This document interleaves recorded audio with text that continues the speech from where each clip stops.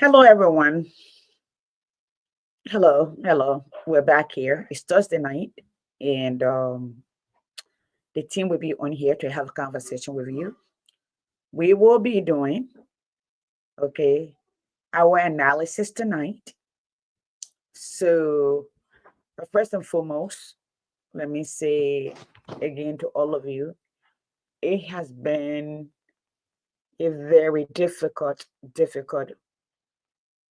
2 weeks that will Coach uh, Kuwait. I'm gonna bring him on so we can start.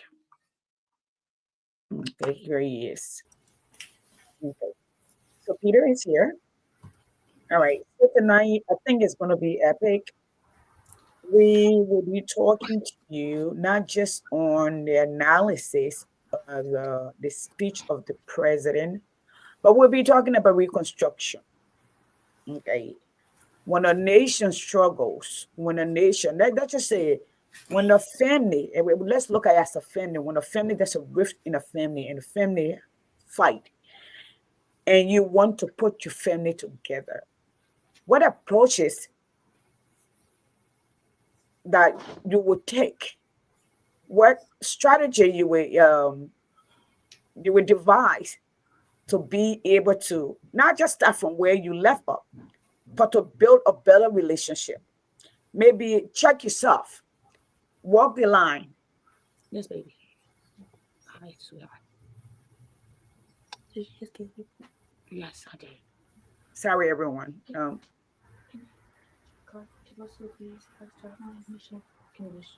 Tonight, tonight, one life. Okay, thank you. I'm gonna. You know the way till you're doing something and they show up like they're still babies. I'm sorry, Peter. Um, yeah. What do you do in this instant? How do you put the pieces back together? Do you use the same eyes or the same voice or the same tune or the same texture or the same approach you used before that created the destruction or the tragedy that took place? Or do you come back to the table and see if you can amend things and change the way things should be? So looking at the annual report, because this is supposed to be a statement of 40 some more years, we anticipated like he would get up. No, I did not. So let me not lie to you. No, I did not. I knew we're gonna be here. I knew we're gonna be here, but I didn't know we're gonna be this worse. Okay. And we were all warned. So I want to find out, we want to talk about what each of us bring to the table from our own analysis. What did Peter read or what did he listen to? Did he get as somebody who teach, who educate, who understand how the world works, different worldview, okay, especially in today's global environment? Did this old man, did he touch the heart of the matter? The heart of the matter of any nation, number one, is the food on the table. Where you're quite the pocketbook story, the kitchen story, the bread and butter issue. We don't have bread and butter. Red oil, palm butter, cassava leaf, GB, rice issue. Okay? Did he touch them? That's what we want to talk about. Did he talk about the future of the nation, which is the children? It's education on the table. That's how you build a nation, your human capital. Okay. Did he talk about bringing Liberia to a world standard that we are able to compete in today's global economy? Did he talk about that? Did he talk about the security, the drugs in the country? Those are the things we want to talk about tonight from each of our lens, where we listen to. We're just going to flow and see where we get. Peter, again, thank you for being here. Hopefully Randy show up and Yama shows up so we can have a good conversation tonight. And guys, if you're out there, you want to be a part of the platform, let us know. We will, let you come on. Let's have a conversation. We'll put a number up early. Peter, Happy Thursday. Happy Thursday. Yeah. So again, thanks for having this conversation. And this is I look forward to this. This is important, especially looking at global trends. You started off talking that what do you do when your family's apart? So I don't know if you guys know what's going on in Rwanda and the um the People's Republic of Congo, the Congo, Democratic Republic of Congo. So there's a civil war going on. Um, that civil war was around the time we had our civil war, and they had two tribes, the Hutus and the Tutsis. I don't know how many people are familiar with that, but this fight is re-emerging. Rwanda, they went through um, their war crimes court. They're thriving. Their nation is doing pretty good. Right over the border, however, um, it's not so good. You know those lines. So there are still Hutus and Tutsis in the next country because those lines were created by Europeans. And this is cut through tribes and lineages. They didn't care when it came to exploit the countries. Here's why I bring that up. The president of Rwanda, Paul Kagame, has been accused of funding the rebels. I think they're called M23s in the Congo.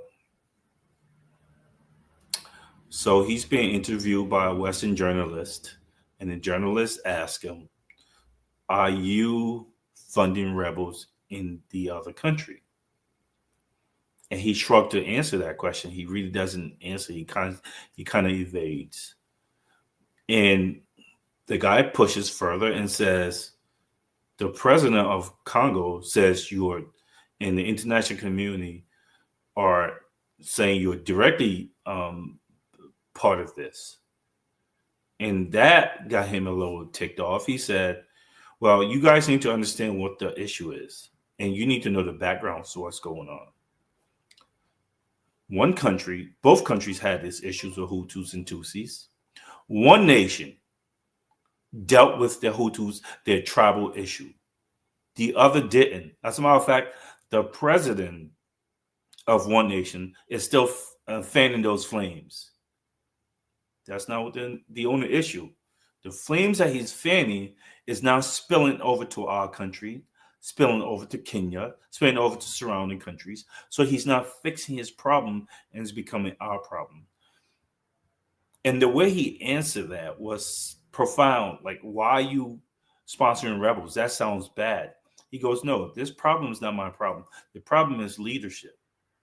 So when you ask, how do you bring the country together? This is a prime example. What are you doing to bring a nation together? This is a prime example. There are two groups of people, two nations. Rwanda is one, Congo is the other. One nation was able to reconcile its people and bring them together. The other nation is still perpetuating the same things that caused the conflict in the first place. So I ask you, when you ask, are we doing anything differently? No. And it goes back to leadership. Whenever you see a home falling apart, an organization falling apart, you have to look at the leadership. Okay. No, he did not touch anything that deals with the future of our country. He did not talk about the future of education. He has no educational worldview. He did not talk about healthcare. He's just saying a bunch of words that people wrote for him. And he's there reading without even picking his head up. So I hope that we have time to go. I know we will have time to go into a lot of things that he said, but here's where I want to jump off. Then I'll give it back to you, yes, Andy. When you hear in education or anytime you're doing with public speaking, the first rule of public speaking is know your audience. Know your audience. There is a reason why Liberians do not respect what they term or deem as educated people. Because there are people using technical sounding jargons and terms and telling the people their lives are better while they're hurting. Someone's literally punch you in the eye and say, "Oh, you're not feeling any pain." I am feeling pain. So if you believe that I'm not being hurt, then you must be crazy. And whatever it is you're doing, I don't want to do because you're delusional. This is what this man has done. When we start looking at things that he did, and these people do, these UP people, they use technical sounding terms so they can sound smarter than they really are. When there are no results, there are no positive results for our country. And this is not Joseph Boyka's home. This is our loved ones, our children, our cousins, our family members that are bleeding and crying out to us. And this con man is using words to try to trick them into believing that things are better than they are when they're not. So I want us to go into the details of all those things, and just to point out, this is what con men do. I do not, for one instant, I despise this man, and I dislike him to that extent that that I think he's vile as a person because there are people hurting. We don't have adequate hospitals. There are people, loved ones, who are dying. Is his life better than theirs? This man conned his way to leadership that he can't, and now he wants to con his way. And people are like, "Oh, he's an old man. Why don't you leave him alone?" No, this old man tried to destroy lives. And he's still doing it by playing the con game. This is why he can't even pick his head up as you read off whatever speech they had. Listen, this is supposed to be this man's vision. When you ask me about my vision, Yasendi, I can write down bullet points. I don't have to look down and read it to you. I can tell you. I can have reminders. I can speak to you about how I feel. This man didn't speak to the country. He didn't inspire the country. He didn't inspire no confidence in what he's doing. And he knows it. He just displayed that he can read some English words. And he's been practicing for this his entire life. He's been wanting to be a Kunga man forever. So he practiced how to talk. He practiced the mannerism. He knows how to play the shucks game. That's why he was in government. He's not a good person. He's bad for our country. He's bad for our children. Yama said this last week. I see this as war. Here's an old man that lied on people and took his colleague, his political opponent. He took them to court and lied and said, "This man, I don't really know this man," and he fudged a document. This man was the same old man that was supporting someone who was describing the private parts of a president. Her mother. Forget the vile things she was saying about him. Describing the private parts of the mother of the president. And you guys think I'm not going to call him Bush brain? That's the least of things I'll call him. This is not a good person. And we need to come to that realization, and we need to be honest about that. Not a good person. Irregardless, and he cannot hide behind his age. It means nothing. There are other people's family members who are suffering because this man lied his way, conned his way into a position he shouldn't be in. Okay. Not only did he lie on people, he pretended to have knowledge and experience in things he doesn't have. Now it's all showing itself. But meanwhile, there are consequences. People are hurting. So yeah, I want us to go over these things and talk about his GDP, how he lied about that, and how he Okay. lied about numbers. Yeah, and I'm gonna start with that. For a business major, we tell you people don't have to explain the economy to you, especially if you didn't go to school. You will feel it. The impact will be felt, right? So the old man said they reduce inflation from something to something. Okay, when we are left power, the rate were 180 some more. Now it's 202. Okay, they're saying they reduce inflation, they reduce this, they reduce that. Now, you also said the bag of rice is now $2,000, which would be like $10. Some of our who buying low rice for our old uncles, we know it's almost around $20. Let's talk about the economy a little bit because most leaders, especially in developed world, what makes and break a leader is the economy, because people have to feed their family. People have to be able to project the future because that's their security. If you cannot afford to feed your family, you cannot afford to buy your children, I'm sorry, sanitary pad, especially those of us who have girls. If you're not able to buy them undies, if you're not able to get food on the table, that's a problem. As a parent, as a man, as a woman who is responsible. Peter, let's talk about the economy a little bit since your money's coming. Let's talk Yes, about please. that. Let's talk about that. So, um, we'll go into his budget in a second. Right. But here's a man who is telling people that the economy is better. When everyone you talked to on the ground, our family members, they said this was the worst Christmas ever. Anyone who's buyer selling things tell you there were not a lot of buyers and they couldn't sell much. So even our little meager economy that we had, domestic economy, was dire.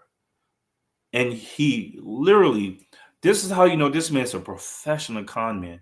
I literally equate this man to a family, an old family member who's in there molesting the grandkids, and there are family members protecting him while he destroy lives of babies, and you're okay with that because you don't want to bring shit on the family knee. That's disgusting. You don't. If you stand for that, you are him. The people are hurting, and meanwhile, he's telling them, "Oh no, the economy is getting better." Let's look at some of the numbers he talked about. He said inflation fell from 10%, 10 point some percent to 4.6%. So let's say it fell from 10% to Mm-hmm. 5%. Mm-hmm. So they cut inflation in half. Mm-hmm. Okay, here's a How? problem with he's not going to tell you how. Here's a problem. Let's start with what inflation is. Inflation is simply the value of your dollar either is losing value, right? It Mm-hmm. decreases. Yes. I'm going to say this is important because he's going to talk about inflation, and later on he's going to talk about the appreciation of our dollars. Same thing, Yeah. Yeah. same exact Exactly. thing. Okay, Yes. so again, So I'm we saying use it like you said. They used a big word, but go ahead, Peter. I'm yes, going he's to say using what I'm using. jargons, Yes. but here's the thing: that's what con men do. They use technical sounding terms to make themselves look more important, or like they're literally saying something that they're not. And he knows his audience. I'm not going to let this go. He knows his audience. This is why this man, when he said, "Oh, we're not going to let a strange package," he knew what he was talking about. He knew that the Liberian people were like, we're going to go with this guy who was there with Ellen, and maybe he would bring it back kind of to Ellen if he's not even at Ellen level. When his empty head knew nothing, there's one thing you give him credit for.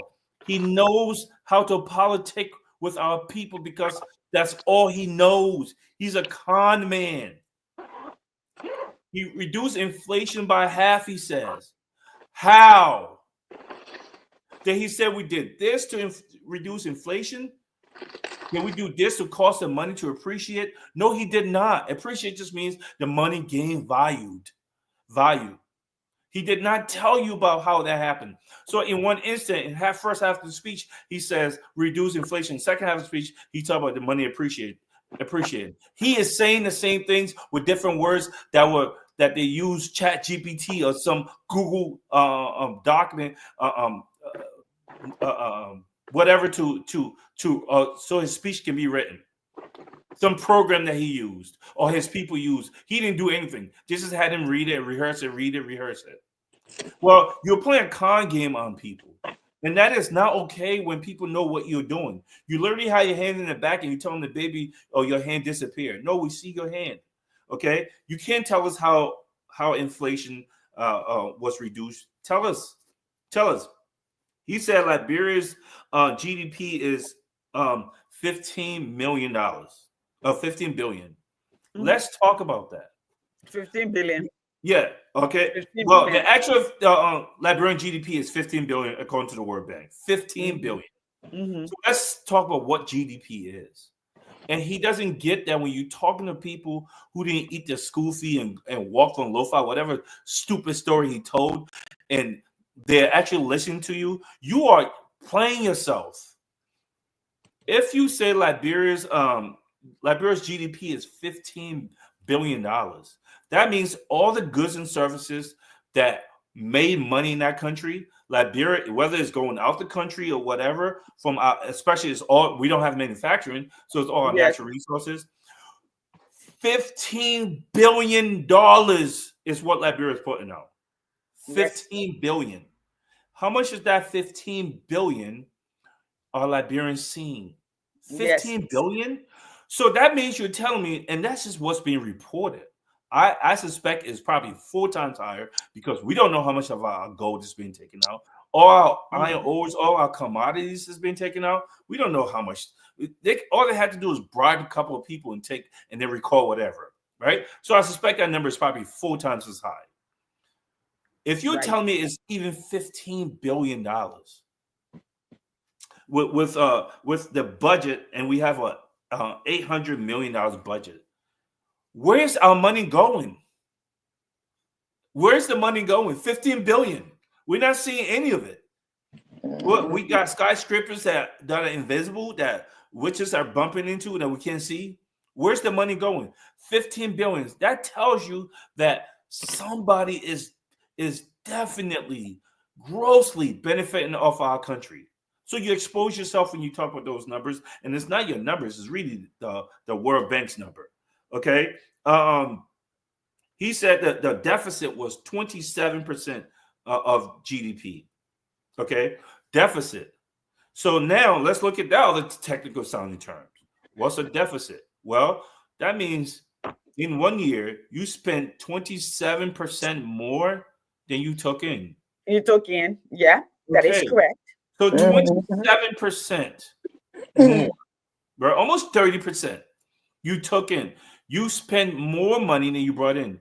When are you going to start telling us how you're going to generate money for our country? Because you did talk about debt.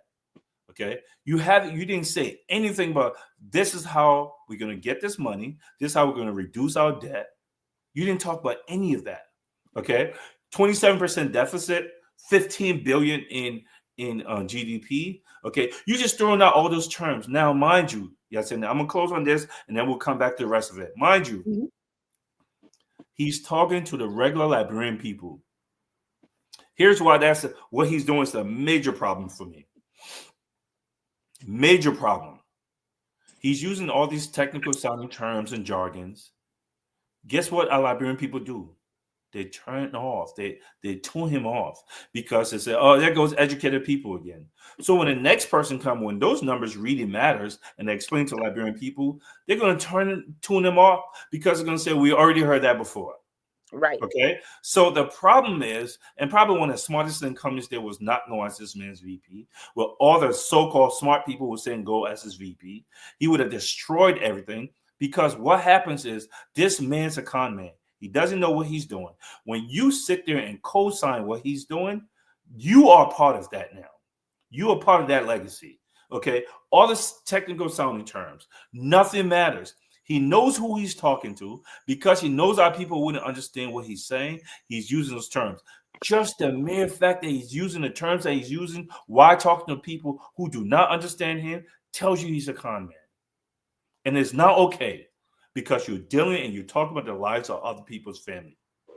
I will stop here for a second. Yes, Andy. Good, good, Peter. So I'm gonna go. Such a man, we were just analyzing the president's speech, and we're Okay. sure he himself did not write that, and if he did, I don't think he did himself justice. Or if people wrote that, they didn't do him justice. Um, because you're reporting, it's an honor report. So the moment you take over, you're supposed to tell the people, set your agenda. What is your agenda? The first year you have to come back to the Liberian people, okay, through Mhm. the lawmakers to tell them what you accomplish. on that agenda that was set? Where were your challenges? Where were your accomplishment? What do you intend to do for the next 12 months? What the people need to expect? I didn't get it because it was running. So I want all of us to talk. Wait, if you hopefully you read it. A lot of people adding and listening. I've been at work. It's been a rough week since last week here. So and I teach the senior for middle school. So this is the whole second semester. It's a very busy month. I'm just literally getting home. But hopefully you read the speech or you listen to it. I From did your both. okay, from your vantage point,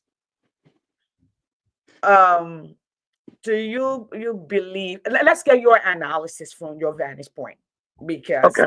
yes, let me leave it open, wide open. You from your lens. Let's hear from you, and then any other input highlights. Let's talk about that. I'm gonna put this on.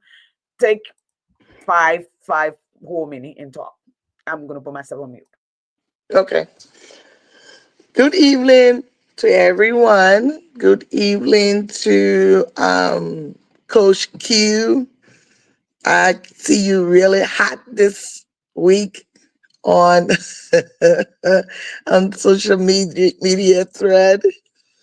Um, welcome to Second Thought. Good evening, Mrs. Yassini Martin Bay, our Iron Lady, our voice of the voiceless, aka my personal boss lady. Good morning on this. I mean, good evening on this um 30th day of January. Good evening, Sis Yama.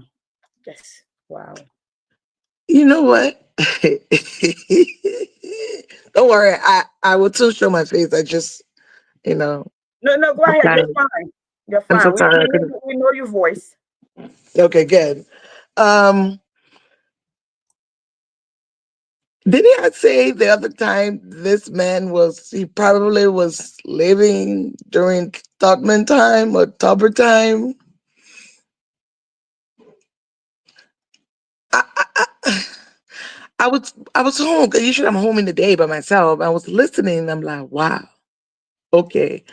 And every time they went to the next paragraph, I thought she was going to say something really substantial in terms of tangible, in terms of second and third grade level that we can come out with at least, I was going to say five, but three to maybe two to three positive, tangible bullet points.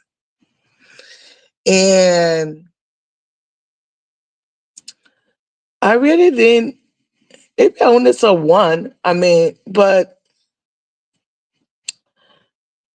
I think I saw one or two. And the ones I saw, I would give it to, governmental governing is continual. So those are some projects that was initiated by the previous government. And once you continue it, I like to give the person credit for it.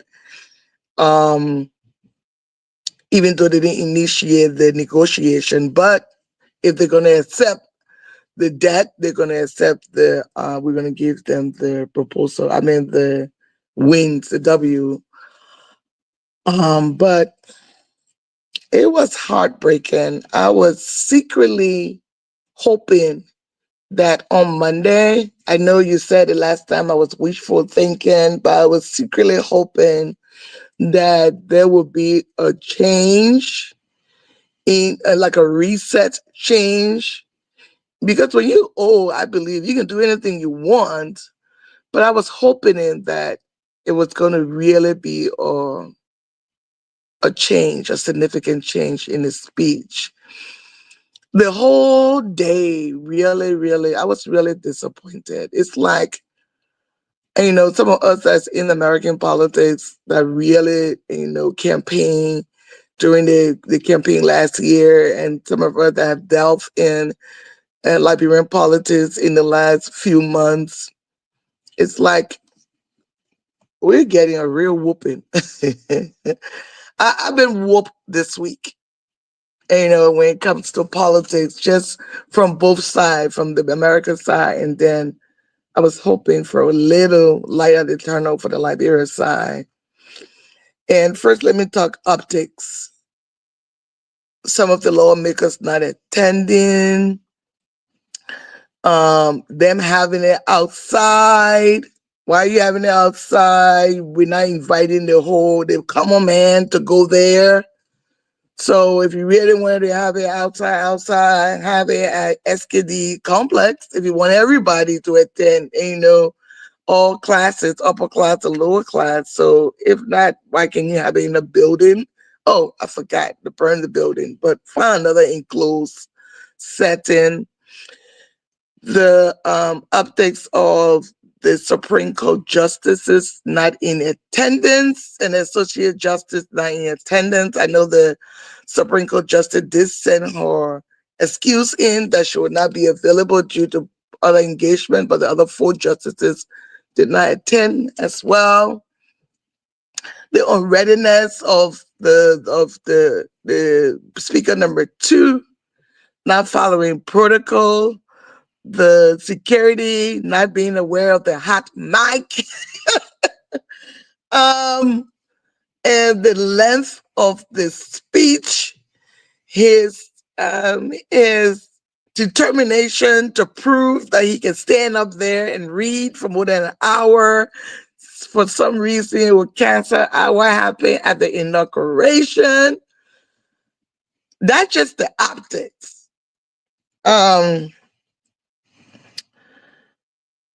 But one line in the speech that just got me shaking my head was, even with limited resources, we made the real progress in many areas after the first quarter of last year. So first quarter is the first 3 months, right? Last year, January, February, March. What real progress? But what limited resource? It didn't seem like the resources were limited. They were making big money. What progress? So it's just a dress over dress. It's just a salad dressing speech. Because there's nothing you can, our viewers that's listening, why are you listening? If you have your laptop in front of you, just go in there and type in, I know address by just saying my podcast yesterday and put transcript. So you see the actual word. You don't have to listen to it while you listen to us. But just look at the transcript. It's there. There are a lot of paragraphs. It's a long speech. But pick any paragraph. Just go there, press transcript, pick any paragraph. Type that paragraph in the comment section and let all see if it will make sense. So, another paragraph started at looking ahead. Looking ahead at what?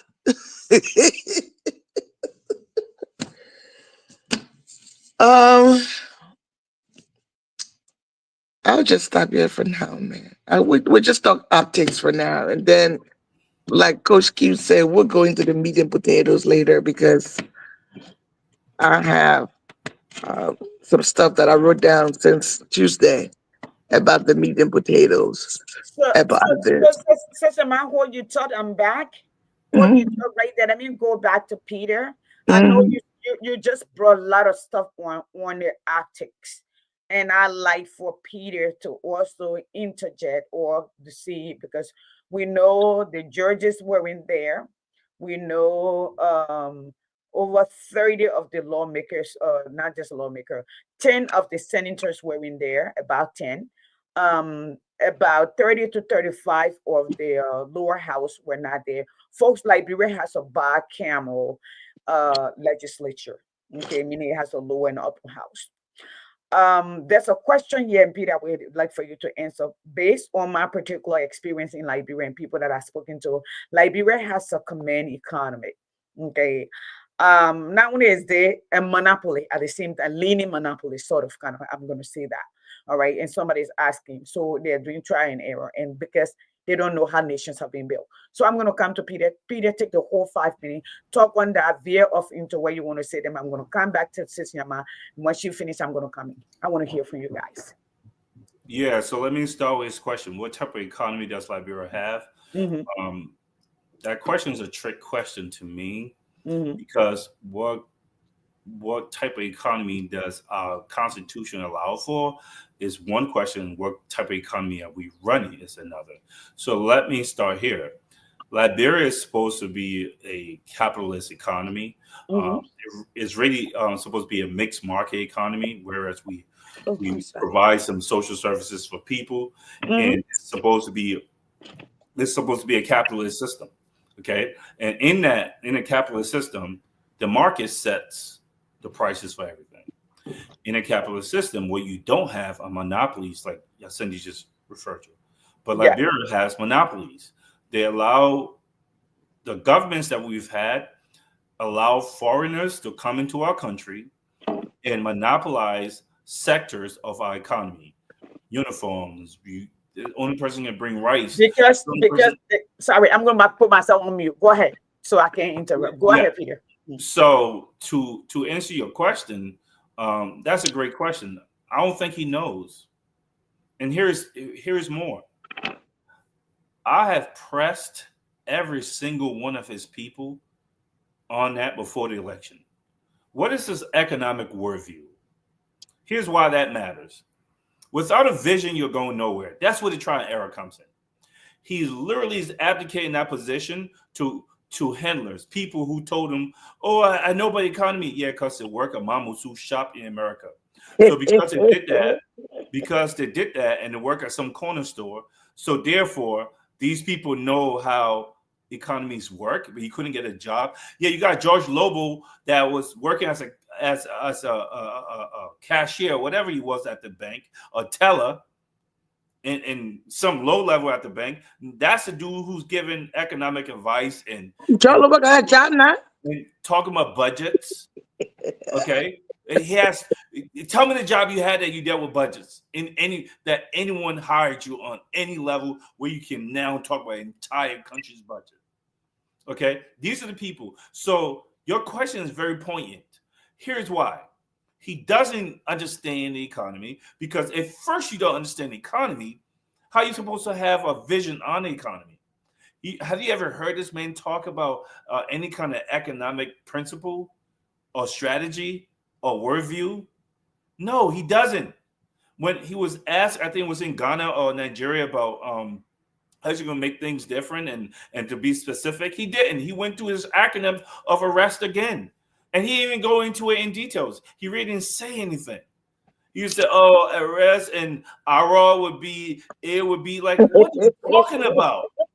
That's not what she's saying. She's asking you to get some specifics. What is some nuanced detail? How you're going to generate money and how you're going to run the country. So to answer your question, I don't think Liberia government knows what type of economy we have. Okay, you can't have monopolies in capitalist system. Okay, it's illegal. It's government mandated monopoly. So no, we don't have a command economy. We're supposed to have a demand economy, but it is not that. Okay, we don't have any disposable income. We don't have. You can't really have a capitalist system if you don't have a middle class. He doesn't. He pays. He pays words to create the middle classes. Part of that was in his speech. He didn't even know what he was talking about. The creation of the middle class. Okay, he has no idea what's going on, people. We are giving this man a pass, and there are people and children suffering, Really suffering. suffering, and people don't care. They care more about his feelings. Oh, he's an old man, and he can go and kick rocks. Would you sit there because he's an old person and let them suffer your loved ones and kids? You'll let that happen because the person's old? Some of you guys will, and you do, and you let them molest the children in the family. You sit there and let it happen. Well, you're a despicable person, and people like you, I live to fight until I have no more breath left, and I'm going to continue to do it. And it's not going to be pleasant. Okay, when this man sat there and called another guy, a man who's telling said, "Oh, you got Cairo up your," and then you're calling him saying you're doing a good job. You think I'm gonna be nice to that guy? It would never end. Never. I'm never gonna stop. He's a con man. He's a con man. You're gonna make me stop. Okay. So that's the thing. I don't know what economy he's running, and neither does he. So I can't answer that question. The Constitution provides for one, which is a capitalist system, a demand economy. We don't have that. Whatever they run in India mixed with Lebanon, mixed with China, that's what we got. So that's my answer to that question. Okay. Let's talk about. He talked about debt. Oh my God, Okay. Peter. He said He that did something else. Oh my now, God. now this is very important, right? He called himself, and these people are so dumb. They don't see themselves lying because they don't know what they're talking I'm about. sorry, Peter. Hold on. So, Still, you might know Peter used to be very quiet. Oh, What did they do? really? What did they I do am to quiet. When you? I'm not fighting for my family, everyone that knows me knows I don't say much. When it comes to people and family, I'm going to fight, and that's what it is. I have empathy. My empathy is why I fight. You know Imagine what? I could You have know been what, stuck in Peter? Liberia. Let me validate Peter a little bit.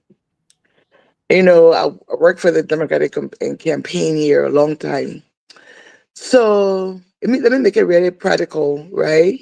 Mhm. When a 2-year-old or 3-year-old, let's say a toddler, bring I can show my face now. When a 2-year-old or 3-year-old bring a telephone to you and say, "Hi, Coach Q," you answer the phone and say, "Hi," right? You don't say, "Hello, Mister." That's it, John. You talk just like them, right? When your peers talk to you, you talk. When somebody stupid talk to you stupid stuff, most human would get stupid stuff back. Like the saying goes, you play stupid game, you get silly prices. So Peter is one of the people I've met lately on the political scene that matches energy. It's Yes, match. I do. So the match energy, and that's sometimes I was hoping and praying. Yes, Mr. What's latest Yeah, Robert Jackson? well, you got it. I do match energy. She That's what I match do. energy, and I wish sometimes the Democrats would do too, right? Yeah, That would match the repeat. You have a silly man talking silly thing, just yeah. like you would talk to the toddler in that toddler voice. Match energy. When the pastor talk to you a certain way, you talk a certain way. But So this man was matching energy, and we not matching energy. And the yeah, Liberian no, people no, don't he match that was, energy, and it'll be hard. and it's funny you say that. And I want to finish what I was saying, but I was telling our people this man's poisoning the water, and they're over there saying, "Oh, we in CPP together. He's not doing this." No, you have to know people. You have to. You cannot be negotiating from a position of weakness. Too many people don't understand that because I do competition for a living. You have to understand how to motivate and how teams and troops are led. You have to understand that a lot of people don't, and you think they're understanding they don't, and you're going to continue to lose. I will always match your energy. You are 100% right about that. If you want to have a philosophical debate, we will have that too. But what you're not going to do is change the rules in the middle of the game. You set the rules, and we'll play by that rule. I don't start nothing, but I promise you, I'll finish it. I will finish it. So let me land on what I was saying. Sorry for Um, interrupting. he said, so the budget, he said they inherited a debt, it ballooned to 2.5 billion. Okay. 55, he said 55% of GDP. What school did these people go to? I'm gonna repeat what I just said. These are not my words. I'm not a numbers person. I'm not doing the numbers. He said the budget, the debt was 2.5 billion percent. And then it said 55% of GDP. Funny. If you go to the World Bank and find out what our GDP is, didn't I just tell you our GDP was $15 billion?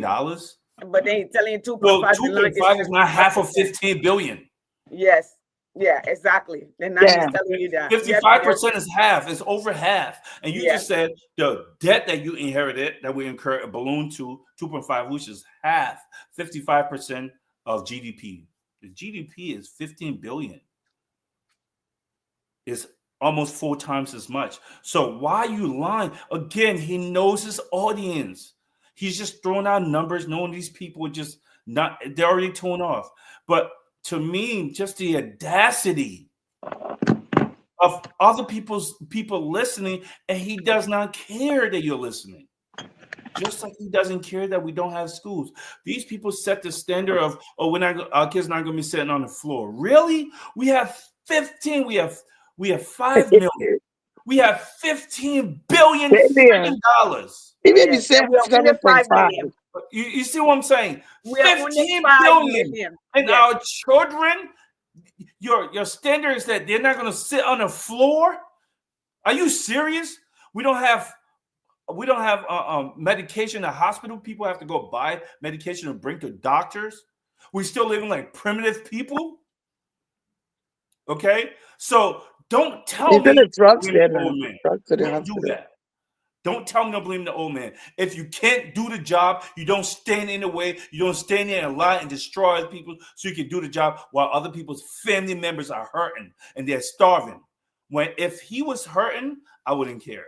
If he was not our president and he wasn't making decisions that affected the lives of other people, I wouldn't care. If he didn't destroy other people so that he could get the position that he's incapable of doing, I wouldn't care.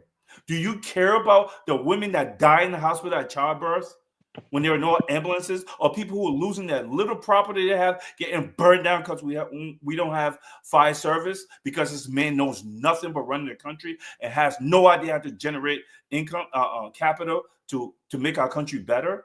And we have $15 billion, and all the money is being remitted back to the country. It's being remitted back to India and Lebanon and China. Do you care about that? I don't want to hear your opinion on that. Don't blame the old man. I'm going to blame only him. It's a leadership problem. Did this man say anything about how the country was going to generate any income? No. Again, it goes back to our children. Do you care about how they're living? Do you see how many kids? When's the last time you were in Liberia? You see how many kids on the streets selling? Or laying next to their mom in the market in that dirty water? And the flies. What if it was your child? What if it was yourself? Would you want to live like that?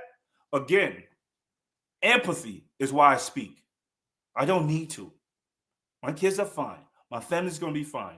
But what type of human are you when you don't put yourself in other people's shoes? The man is literally lying to us. He's lying to us. He put himself in a position of a job that affects the lives of other people. And he's incapable of doing the job. Not only that, he wants to continue to lie about his ability. That's a problem. That's a sin, if there's any. Okay. So, like I said, 2.5 billion is not half a GDP. He lied about that. That's not okay for you to lie about that. Okay. He didn't tell us. He said the economy grew by 5.1%. Mining, agriculture, fishery. Really? How? What did he do? Did he tell us we took these measures to grow that sector? We took this measure to grow that sector. You know why he didn't? Because he's lying. He's lying. If there were no adverse effects on the lives of people and you're lying, that's your business. We'll just laugh at you. But what you're doing, you're lying, and people are hurting while you're lying. You couldn't tell us one thing that you did to improve the economy. You couldn't tell us one thing you did to cause the money to appreciate. You couldn't tell us one thing you did physically, or you did as far as policy-wise to reduce inflation. You're using technical sounding terms and jargons so you can seem like you're doing something. You're a con man. Your entire administration and cabinet are a bunch of con men. And you think you're going to cower people into silence. You're not. You're not. You're going to do that to some people and you're going to meet your match. You're not. I'm going to stop here. Yeah, Cindy. Thank you. Let's go to, and then we're going to come down to like 3 minutes. Let's go to, we can talk about economy forever. It's hurting everywhere. But let's go to Sis Yama here. Let's talk about maternal health. Did he mention anything about that? He said the drugs to the hospital now. He Pretty much. said the drugs are to the hospital now. Yeah.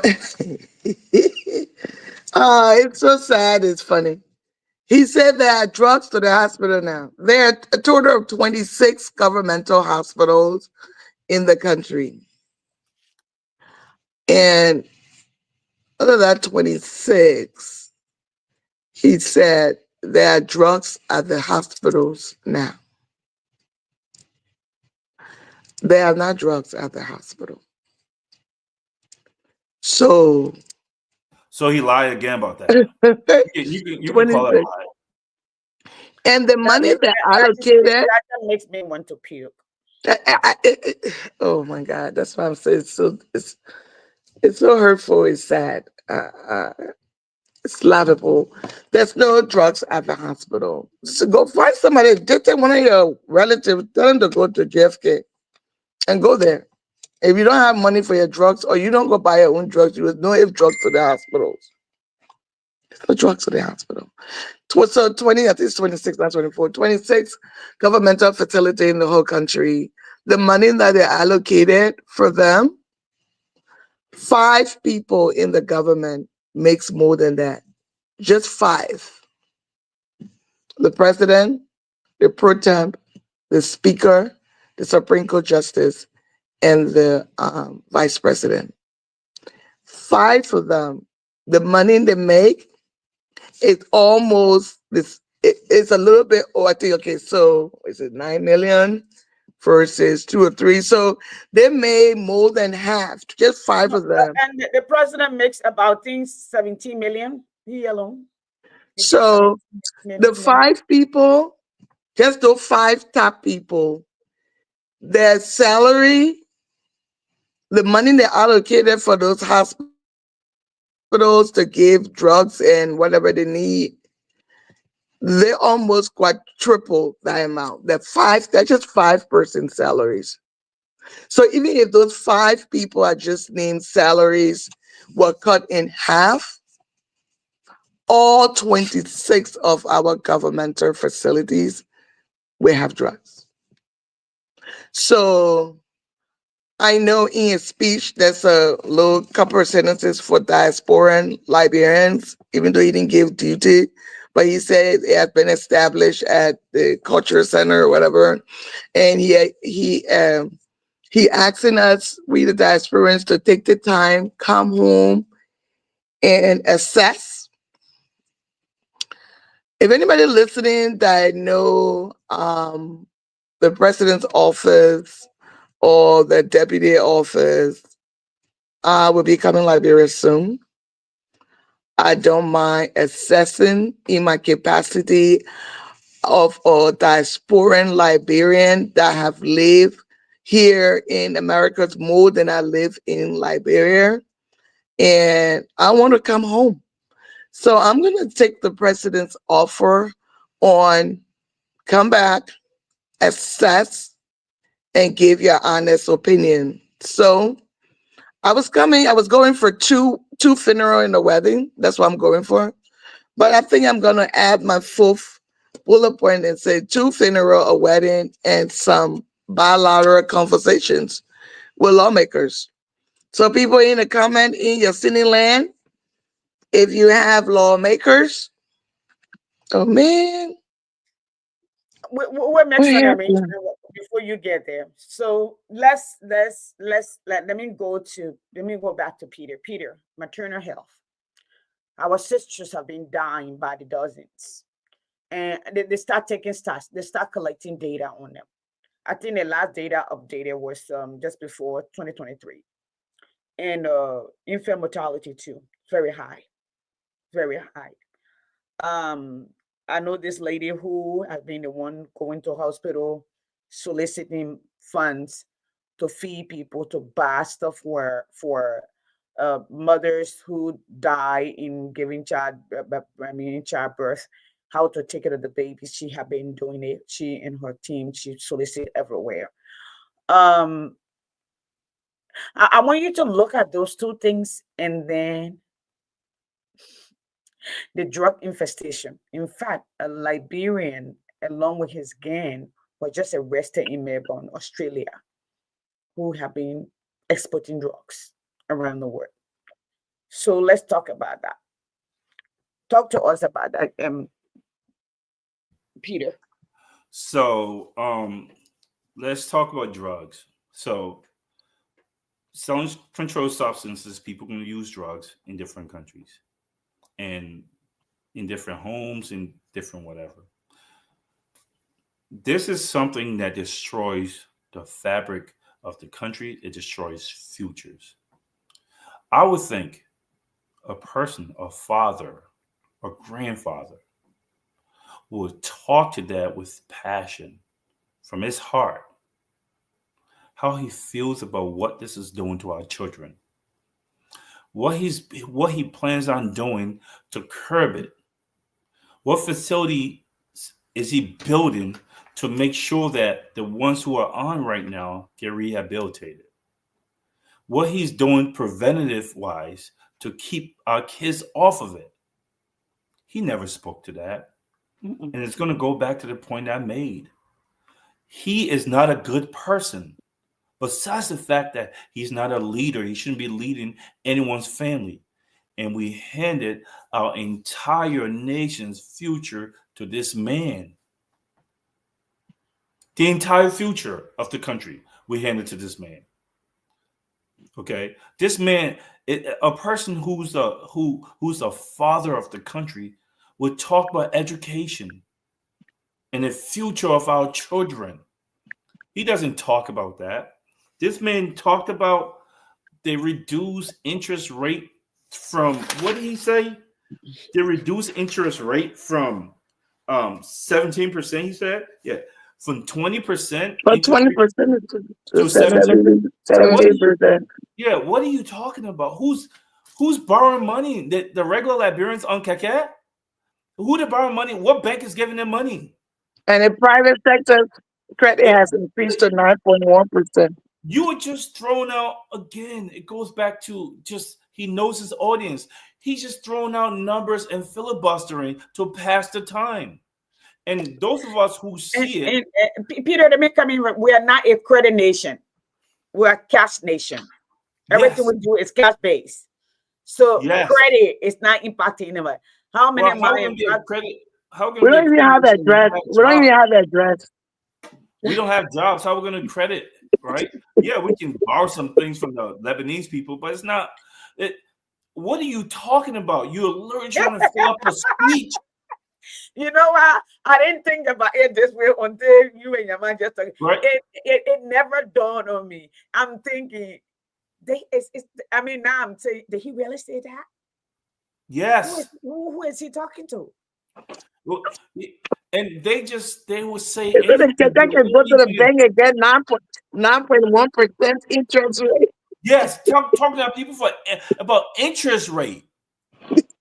Interest rate from 20% to 20%. How predatory is that? To 17%? What are you talking about? They're trying to But buy who used make the Hyundais. adjustment though based on what the Central Bank of Liberia?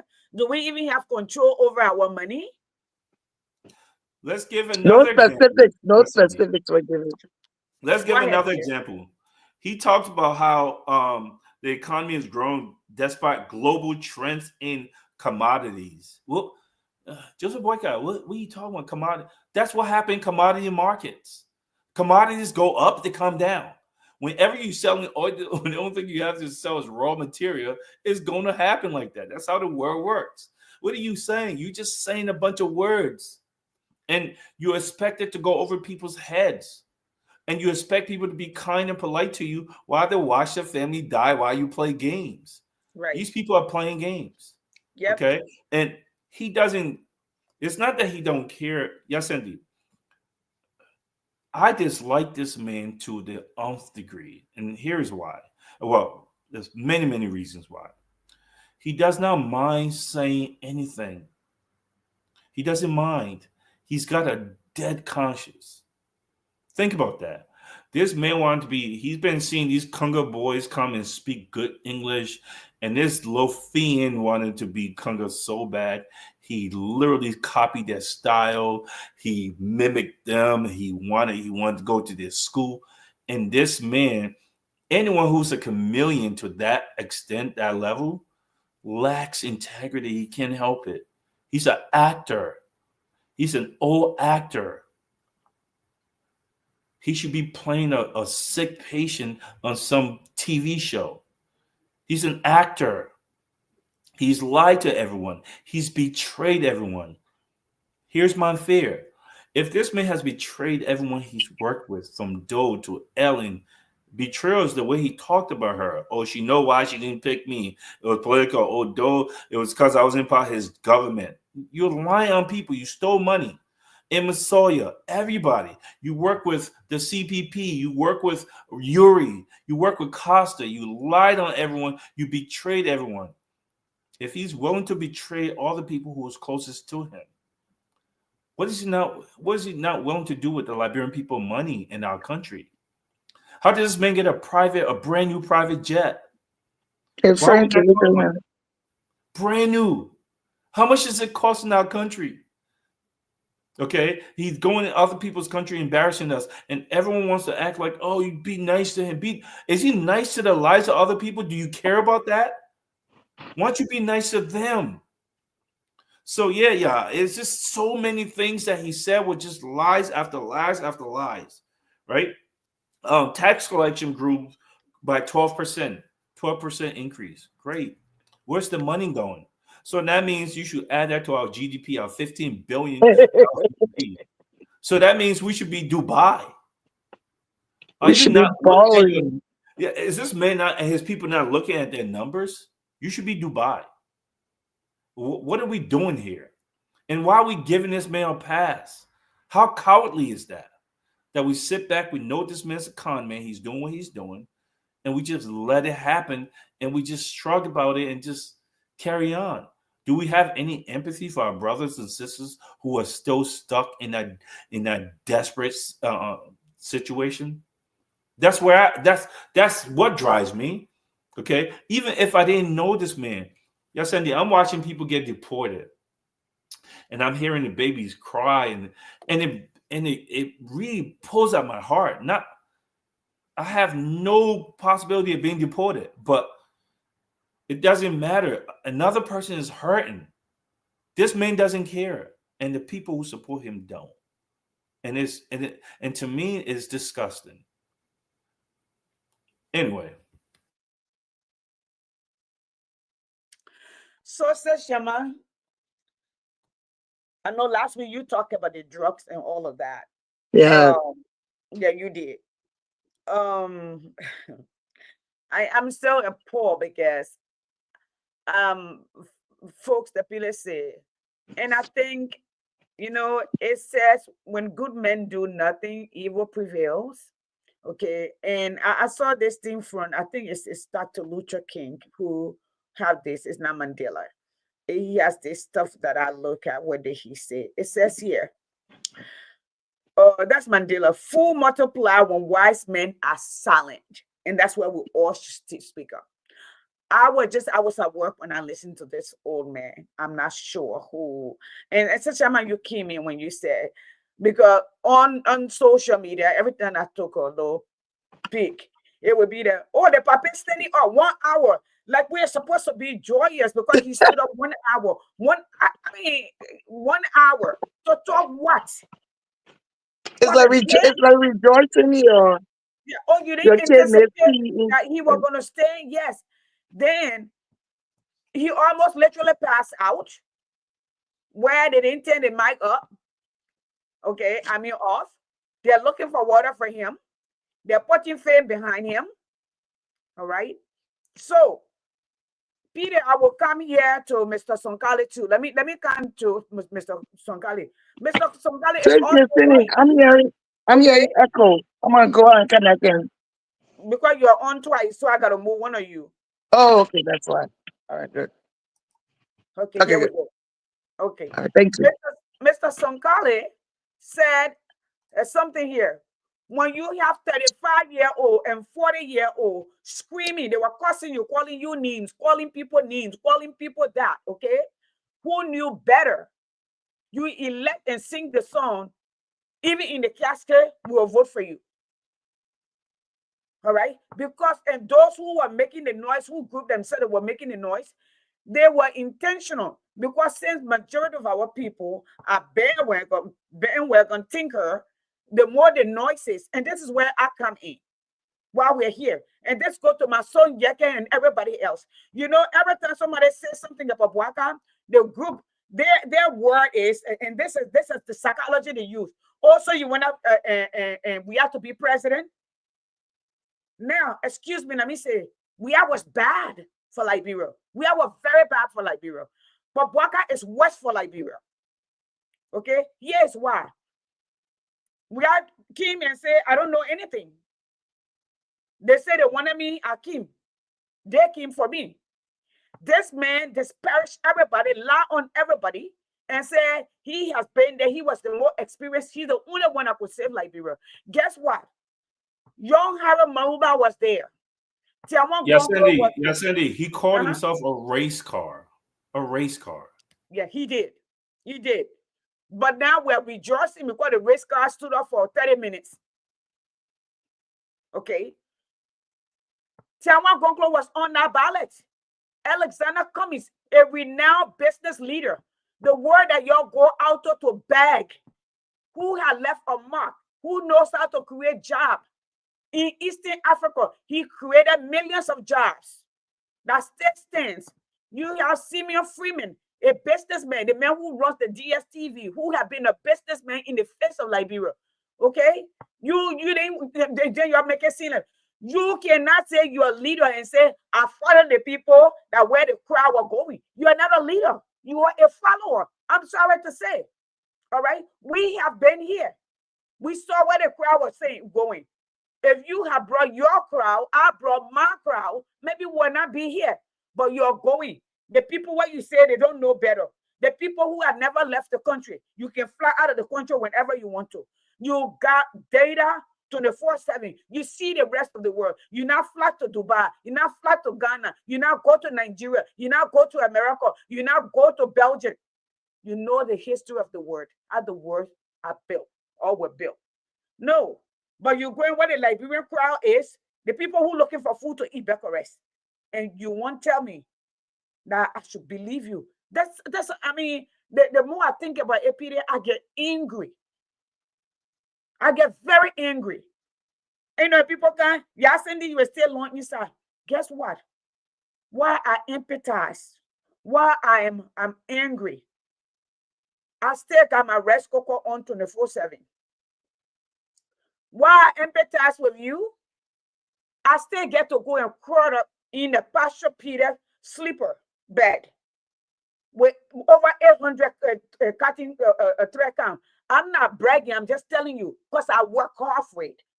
Because this is what I want for you. That's why I'm here. Then you have other group who come out and they're lying to you and can't honor your post and calling you names. So this man did not give us anything. When he talked in Nigeria, he said the drug, the children, the young people, the future is forgotten. And he's the only one that can change that. Did he change it? Did he give you anything? What did he do in the last 12 months for the over 300,000 Liberian young people that are addicted to drugs due to the residual effect of the war? Those are the remnant of the war. Okay, what does he have in place for that? Says Yama, that's your area. What happening to this nation?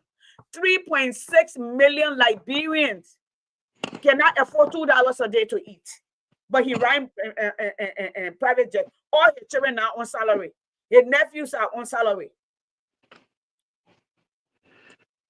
You know what? The drugs infestation. I'm still hearing echo.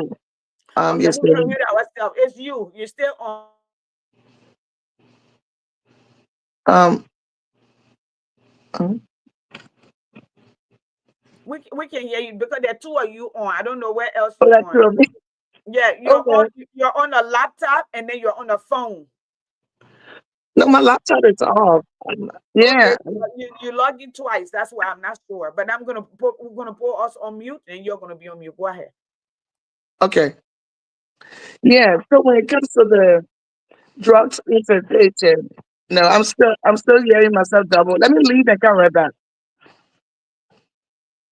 Please it. Let me come to Peter so we can. I got it. Guys, I'm gonna put a number out. If you're out there and you want to say something, please call in. We are here. We're listening to you. Yes, Peter, go ahead. You Yeah. can take So it from. yes, You can Cindy. just go to where you want to go. Yes, Yeah. So yes, Cindy. I'm agitated tonight. That's why I'm trying to Um. stay quiet. Yeah. So the issue for me is you either have empathy or you don't. When I talk about empathy, I'm just talking about can you put yourself in someone else's shoes and how they're hurting. I guess his nieces, his nephews, and his family members, their pain is a better pain than our family pain. And their suffering is a better suffering than our family suffering. And his feelings is better than the people who are dying feelings. The fact that he's not creating a future for our children, I guess that's better, right? The fact that he cannot tell you an educational plan to get our kids prepared for the future that's going to his fourth industrial revolution, which is the AI revolution that our kids are being left way behind. When this man is dead and gone, our country would have suffered greatly, gravely, because he existed and he occupied the role that he's occupying. Nobody's trying to attack no old man. You don't hear me talking about some random old man. I'm talking about a person who's in a position of power and the power to change lives, and he's choosing to be selfish and to be wicked and keep himself in that role, knowing that he cannot do the job, and he's literally hurting the future of other people's children. That is not okay. This man has conned his way to leadership. He destroyed people to get there.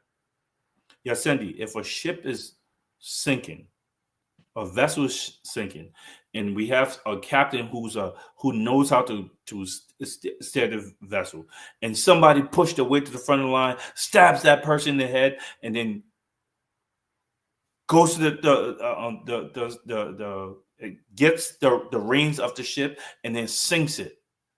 Is that okay that he did that? You can't do the job. You cannot do the job. You literally took the position so you can only benefit you and your family. That's not okay. That is disgusting. That is not cool. And we have people making excuses. It didn't start with Joseph Boycott. Yes, it did not start with him. However, he's perpetuating it. He's keeping it going. He lied to our people. I don't want Peter, our Peter, people. Peter, we have a caller. We have a caller here. Caller, what's your name and where are you calling from, please? My name is Tonkali Duo. I'm calling from Philadelphia, Pennsylvania. Mr. Joe, yes. What's on your mind? What your thought on the report, the annual report, and what's on your mind, and what your advice to the Liberian people? Three things. Your thought on the annual report, what's on your mind, and your advice to the Liberian people. Yeah, thank you very much. You know, our parents say in our language that, oh, yeah, man, you cannot beat the eyes and you expect the nose to be free. Liberia is not free. We are completely confused, diffused, and lack sense of direction. What all we're saying here with that lamenting that we expected good to go on, but it's not going on. Because you can only reap what you sow. We are not sow anything in our country, in the ignorance. So the best thing I'm looking at now is what can we do as intellectuals, professionals, and countrymen? What can we do? Our country is dying. Because all we're saying here is lamentation. And the same thing go on and on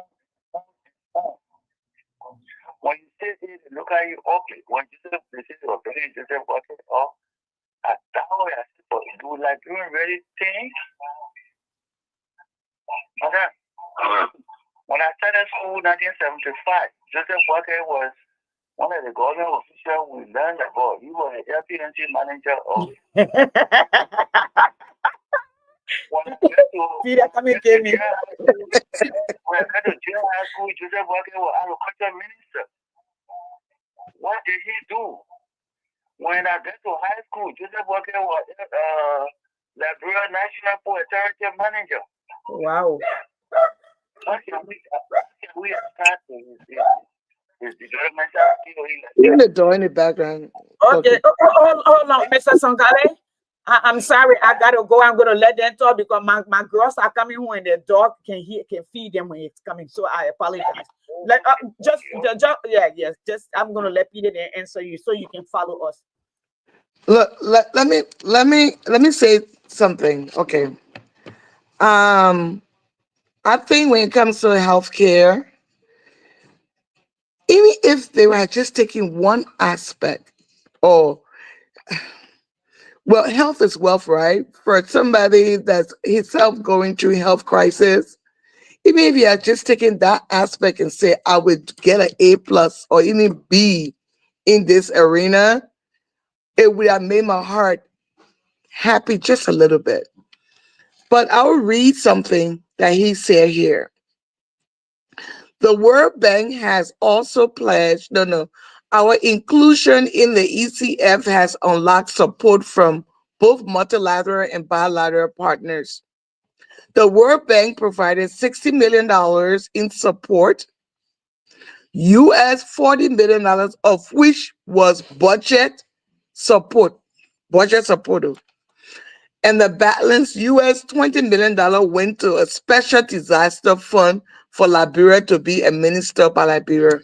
What special disaster fund that they use it on?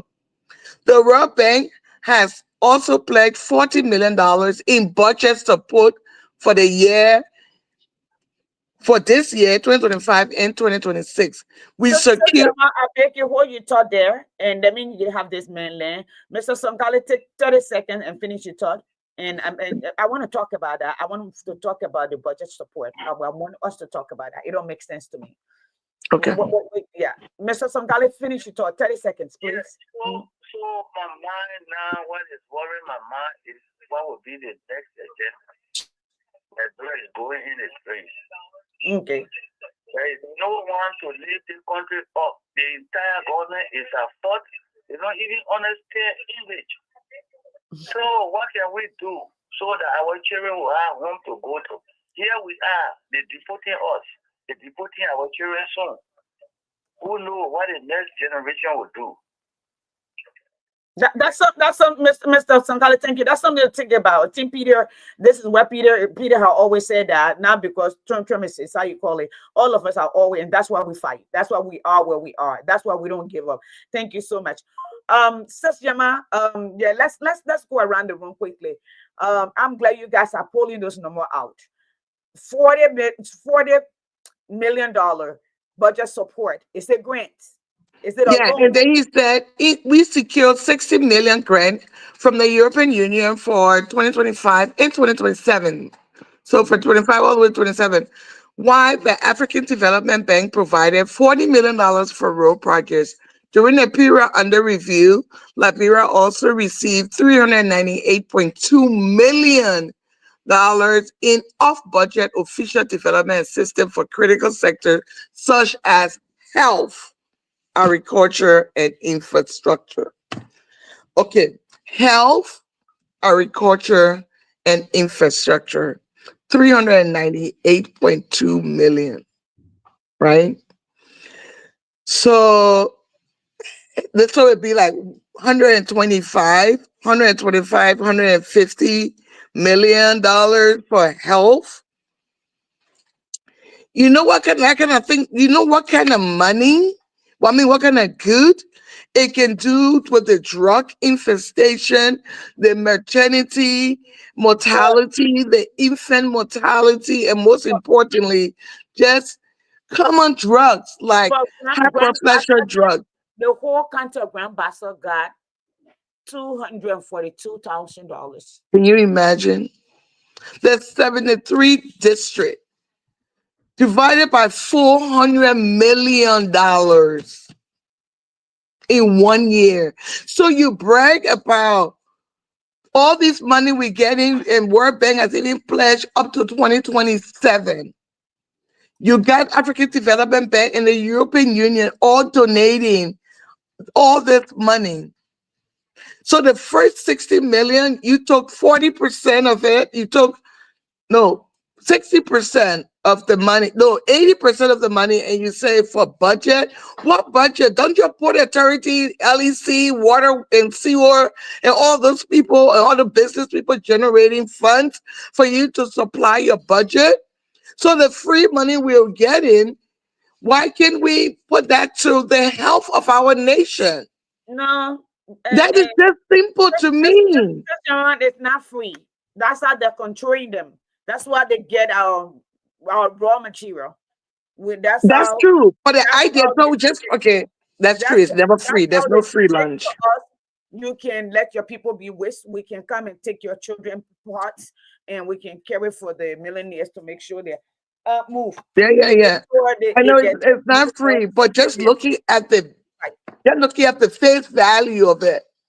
So what are we gonna do with the money? We'll be here next year and people still dying from Uh, from they, from they, common they're gonna diseases. they will keep it for their grandchildren, like Peter said. The children will fly out to America. They will buy $1.535 million building. I'm gonna give you a quick, then we're gonna go to Peter real quickly, if you don't mind. When my mom came to the U.S. in 1996, she came for visit. She came for visit to go back, and we went up to D.C. to see her boss, who used to work for the State Department, UC director. And he said, I want to take you somewhere. What is the Potomac River? The place where the plane dropped last night? Potomac River. Potomac Potomac River. in Maryland. Yeah. Yeah. In that where that around that area, most of the houses there, they're millions of dollars. They're they're CEOs and George Washington professors. They're startup businesses, um people, the who among who's. You know who building, who house he wanted to show us in the fence? The former finance minister of Liberia, God Jones. Imagine, imagine. Look at Gafuan. The last time I listened to Gafuan on Spoon, I was disappointed. He came like a lecturer. He didn't come to convince the people. Mm-mm. He didn't come to say, this is the pathway. This is how we're going to restructure. This is what Akim met. This is how we're going to take it. These are the timeline. The first quarter. This is what we're going to do. The first quarter. This is the sector that we're going to first be. We're going to be forceful way to put in place. Human capital development. No nation. No, absolutely. Peter will tell you, absolutely no nation. The first thing this country did in a restructuring, they needed schools. They needed to teach their people. They needed school. The same way South Korea did. The same way Singapore did. Okay, learning, education. Germany. Okay, what was it? General, what's his name? Plan that they took over. Okay, they what do you call it? The Marshall Plan. Then when you went to Japan, I gotta remember the name of the general. All right, because the thing is, first you gotta do like psychology. You want to go to school. You want to be a scientist. What do you need? How long are you gonna get there? What your pathway? If you're gonna build a nation, that's how you start. What do you need?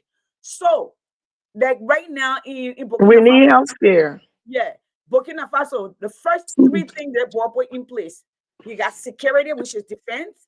You got agriculture. You got education or human capital development. He bringing people quick training. You know who building the railway? Them themselves. They brought in people, train the trainer, and they train. Bringing the people. You bring the nurses from all over the world, your own people, to start setting your hospital and clinics. So the money will stay in the country.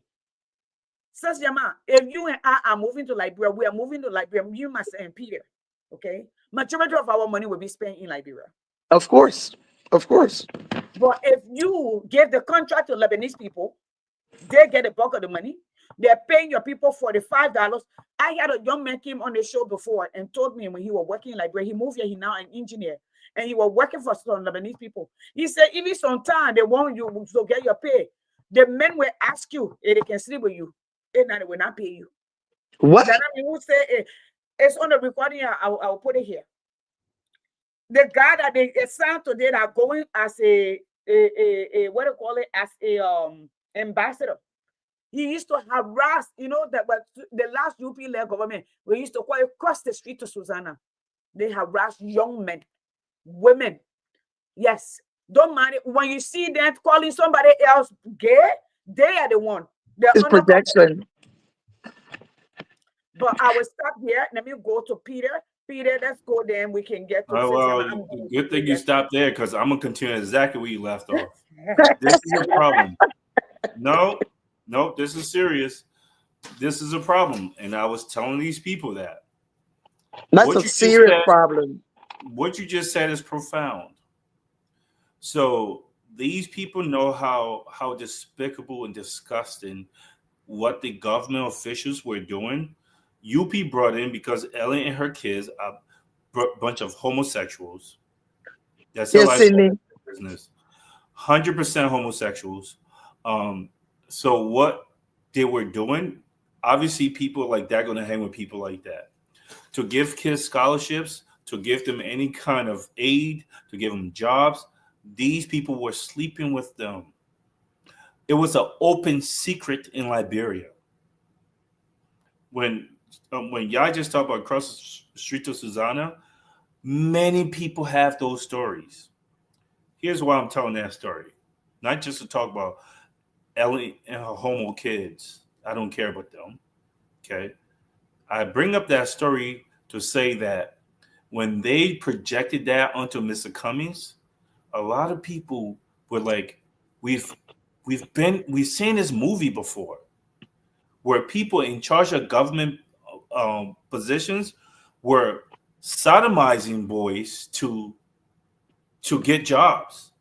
And because they were doing that, it seemed legitimate. Because to me, that accusation would have been stupid. Like, why would you go to homosexual there? Like, where's that even coming from? No, because our government did that. We had government officials who did that behavior unto our people in order to give them jobs, in order to give them scholarship. It is a real thing. And our team would not hop on that when you should have talked about that story. Because our people now believe, oh, he's just like Ellen's regime. He's from America. That's what they do in America. So that story flew. And that's what Boycott would never, he never would have said, no, Cummings is not that. I know this man. He would never say that. He'd be like, I don't know. He did that on purpose. But it was his government that did that. It was their government that did that. They 100% sodomized and molested boys. That was Ellen. She's just like she presided over the murders of so many Liberians. They did that. That's a fact. So again, Yasendi, when we are talking about our country, and we're talking about the direction we ought to go in, and what should happen to the future, and since y'all want to just have this optimism that just makes me want to smack my face. Like she's like, well, I think he's going to say something. He's not going to say anything. I don't know why you expected it.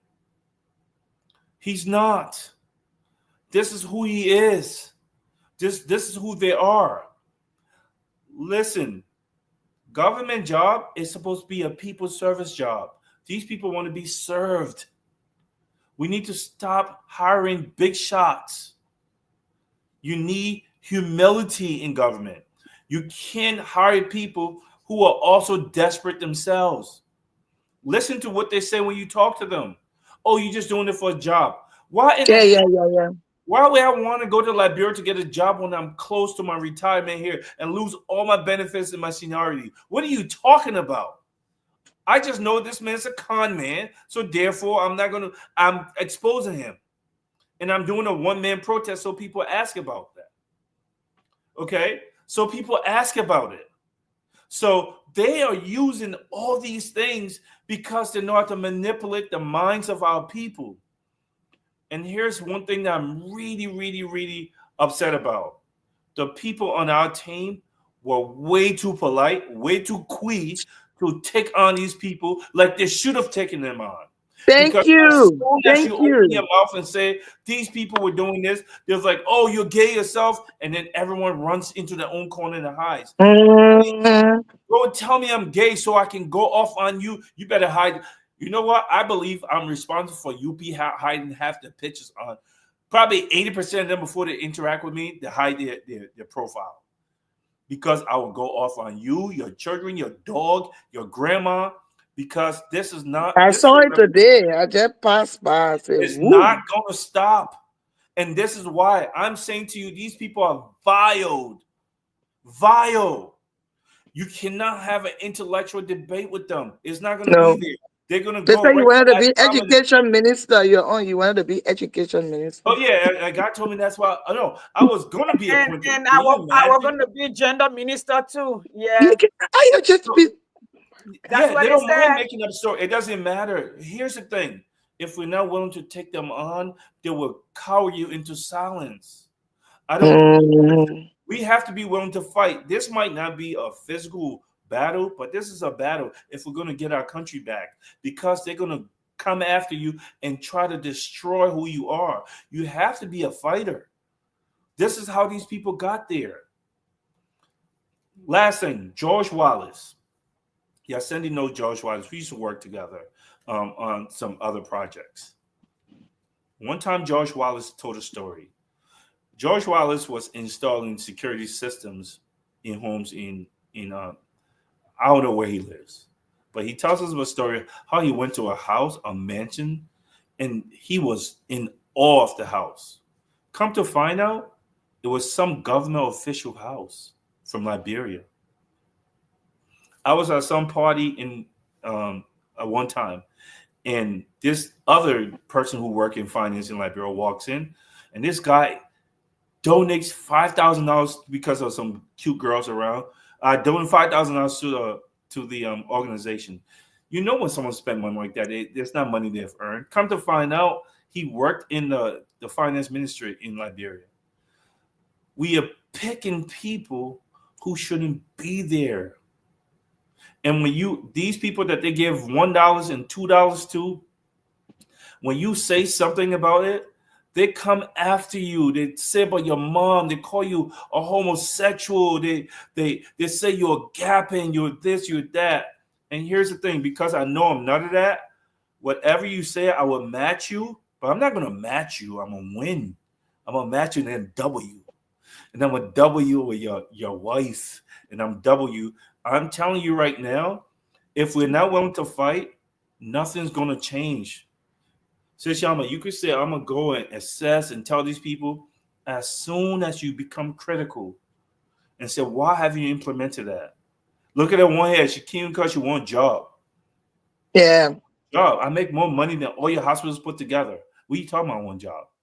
And you can't tell them that. Now you're bragging. You just say I want a job and I say I make money there. Now I'm bragging. So this is what you face. Our people, we are Civil War people. We cut babies out of our women's belly. You can't, there's no civility here on a certain level. Yes, you do need to be on the ground, but you have to be tough skinned. Last thing, sis, y'all, when you see Yeket talking like he does, people don't get it. Oh, he's crazy. Oh, I get it. You can't deal with these people in any other way. There's no other way. Because if you do that, they see that as cowardly, you being cowardly, and they come for your neck. And if It he is more what it is. entitled. Whew. Peter, Peter. Yeah. Let's do our let's do our last one. Okay, that's my last What's round. what's Okay. on your mind when you message to the Liberian people? But while you at it, I need you to consider this. They're Okay. borrowing all of this money just to pay payroll. I know, right? Yesterday, it's been 2 weeks since John Mahama took over. He came in prepared with a budget where ministers will make, what he expect for them to produce. They had 30 ministry. You cut it down to 23. You took out 7.